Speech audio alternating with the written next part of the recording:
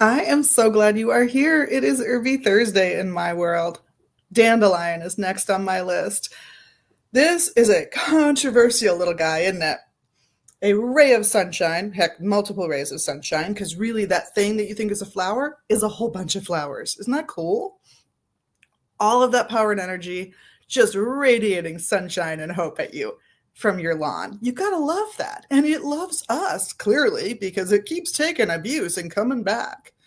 It wants us to be happy, healthy people. So whether you're talking about using the ferocity of the lion's tooth plant of dandelion in some incense, or brewing up a little bit of dandelion leaf tea or dandelion root tea. If you do want them out of your yard, at least you can dry the leaves and chop up the roots and dry them and stick them in tea if you want. They're a pretty strong diuretic, so know that they can really make you want to pee. But in fact, they're about as good as a moderate level prescription diuretic. They actually pack a punch. But dandelion is delightful because it kickstarts certain processes in the liver, and some people find that really helpful. I wouldn't call it a liver cleanser, although you'll see that in old literature. It's become really unpopular and kind of something that people have poo-pooed, but it does kickstart the liver a little. So if you are going to use it internally, just know that you probably should not be taking it near anything you eat or ingest that you value, like medications, other supplements, nutritious food. I don't care if you take it near fast food. I don't think anybody does. But if you're taking it near something valuable and it increases your liver's processing powers, you might get a little less of the medication because you process it out just a little quicker. It's going to depend on what it is. It's going to depend on the liver cytochromes involved. And there's a whole bunch of glorious research that I'm so thrilled with. But if you're using it magically, let's get back to that one because I think that one's fun too. If you're using it magically, understand that that diuretic power is part of its folklore, because one of its common names has been pissabed. I know, pissabed. So whatever else you do, accept that it's going to affect your kidneys if you're using it internally for magical, medicinal, or food purposes. And it has been used as a food. If you collect the greens in early spring, they're a nice substitute for a lettuce. Don't do it later. They just get more bitter as the year goes on, but they really do taste pretty good in the early spring.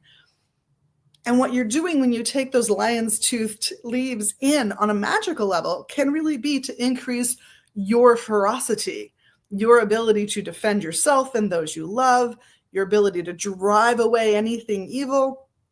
That's part of what's packed in that little leaf. Now, if you're going to work with the flowers, which are also edible, you could toss those in a salad if you wanted to. I would chop the bottom of the flower off, the thing that holds all the actual little flowers together into what looks like one blossom, and I would just sprinkle the individual little flowers all over the place. You get like a scattering of tiny little yellow bits in your salad. It'll look pretty. It'll taste good. The green part is the part where the bitterness tends to be housed. So it's probably the part of the flower you're going to want to eat the least anyway. If the little sepals, the little green bits underneath stay, that's okay. That's not so bad. But the piece that holds it all together, chop that off. But then eat that sunshine, eat that ferocity, get it in your system. It is also a wonderful thing to take those leaves, especially you can do it with the flowers too. I just don't think they show up as well, but take the leaves, put them on a t-shirt that has some kind of color to it, and give it a little spritz with some bleach water so that the leaves block the bleach and you where they're sitting, and you get this outline of dandelion leaves all over your shirt. What a great shirt to wear anytime you need a little self-confidence boost, right? It's fabulous and it looks fantastic. I saw someone do this online at some point where they even with gloves on, they pressed down the leaves into the shirt as hard as they could. They just did this on the lawn, I think. And by pressing it down, they actually got on the reverse side like ghostly bleach imprints of the leaves. So you had like the reverse on the back almost. It looked fantastic. I think it was Hippie Chick, Hippie Fashion Chick. She's wonderful. Shout out to her. But incorporate that dandelion into your life. Spring is coming. It's going to be popping up and it wants you to pick it. How do I know it wants you to pick it? It's right there. It's in your yard, no matter what you do. So enjoy it. It wants to be friends. Blessed be. This is Liz at Megas Books and Herbs in Minneapolis and at megasbooks.com.